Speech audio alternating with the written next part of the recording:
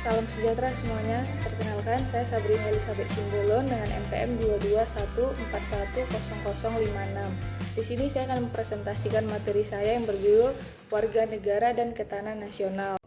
Yang pertama, warga negara. Pengertian warga negara yaitu seseorang atau individu yang tinggal dan menjadi bagian dari suatu masyarakat di wilayah tertentu.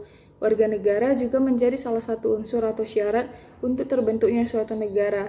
Jika dikaitkan dengan negara Indonesia, maka warga negara Indonesia adalah semua yang tinggal di wilayah negara Indonesia itu sendiri. Dan salah satu contoh untuk menjadi warga negara yang baik itu dengan menaati atau tidak melanggar peraturan yang ada di negara itu. Selanjutnya, fungsi warga negara. Yang pertama ada menjunjung hukum pemerintahan yang sah serta berdaulat.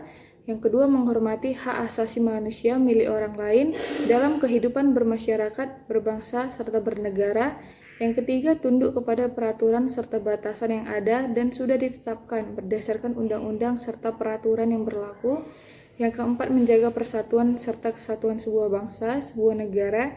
Yang kelima, menaati dasar sebuah negara, hukum yang berlaku, serta sistem pemerintahannya tanpa ada terkecuali. Yang keenam, turut serta dalam proses pembangunan dalam membangun bangsa. Serta yang ketujuh, ikut serta dalam upaya pembelaan negara menyesuaikan dengan kapasitas serta bidang yang dikuasai masing-masing. Selanjutnya, kita akan bahas ketahanan nasional. Pengertian ketahanan nasional yaitu kondisi dinamis atau kondisi yang berubah-ubah dari suatu bangsa yang berisi ketangguhan nasional dan keuletan dalam menghadapi dan juga mengatasi segala macam tantangan, ancaman, gangguan, serta hambatan baik yang berasal dari luar ataupun dari dalam negeri. Mengenal konsepsi ketahanan nasional. Konsepsi ketahanan nasional ialah suatu pedoman ataupun sarana untuk meningkatkan metode keuletan dan ketangguhan bangsa yang mengandung kemampuan mengembangkan kekuatan nasional dan menggunakan pendekatan kesejahteraan dan juga keamanan. Tanpa kesejahteraan yang merata serta keamanan, sistem kehidupan nasional tidak akan dapat berlangsung karena pada dasarnya keduanya merupakan nilai intrinsik yang ada dalam kehidupan nasional. Dan dalam kehidupan nasional, tingkat kesejahteraan dan keamanan nasional yang merupakan tolak ukur ketahanan nasional.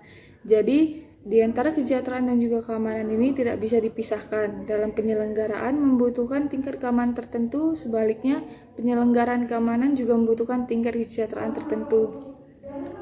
Selanjutnya, sifat-sifat ketahanan nasional. Yang pertama ada mandiri. Mandiri artinya ketahanan nasional itu bersifat percaya kepada kemampuan dan juga kekuatan sendiri dengan keuletan serta ketangguhan yang dimiliki yang mengandung prinsip tidak mudah menyerah dan bertumbuh pada identitas, kepribadian bangsa dan juga integritas.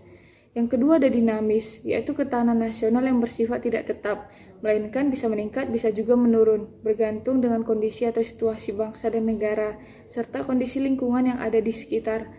Yang ketiga, manunggal. Manunggal artinya ketahanan nasional mempunyai sifat yang integratif, yaitu sebagai terwujudnya kesatuan dan juga perpaduan yang seimbang, selaras, serasi di antara semua aspek kehidupan bermasyarakat, berbangsa, dan bernegara. Yang keempat, wibawa. Wibawa artinya ketahanan nasional itu sebagai sebuah hasil pandangan yang sifatnya manunggal.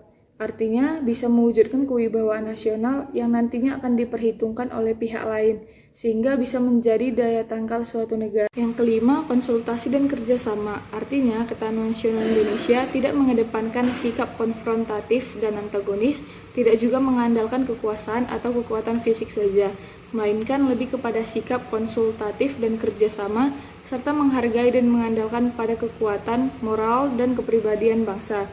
Selanjutnya, fungsi ketahanan nasional. Yang pertama sebagai daya tangkal. Artinya ketahanan nasional ini untuk menangkal berbagai macam hal yang mengancam integritas, identitas, serta keberlangsungan hidup berbangsa dan bernegara. Yang kedua, sebagai pengarah. Ketahanan nasional berfungsi untuk mengarahkan potensi, kekuatan yang dimiliki bangsa Indonesia, baik itu dari sektor politik, ekonomi, sosial, budaya, pertahanan, serta keamanan untuk mencapai kesejahteraan hidup bermasyarakat. Dan yang ketiga, pengarah dalam mempersatukan pola pikir, pola tindak, dan cara kerja intersektor, antarsektor, dan multidisipliner.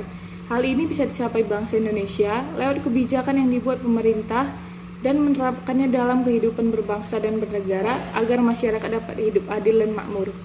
Dan yang terakhir, contoh ketahanan nasional. Contoh ketahanan nasional yang bisa kita lihat dalam kehidupan sehari-hari, contohnya yang pertama penegakan hukum tanpa pandang bulu, yang kedua upaya melestarikan budaya dengan memakai baju daerah, yang ketiga menyumbang dan patungan untuk kegiatan sosial atau bagi orang yang kesusahan, yang keempat tetap melaksanakan tradisi agar tidak punah ditelan zaman, yang kelima mau mempelajari dan melestarikan berbagai budaya di Indonesia, dan yang keenam keamanan lingkungan untuk digerakkan secara bersama. Sekian hasil presentasi saya, semoga bermanfaat. Terima kasih. Salam Pancasila.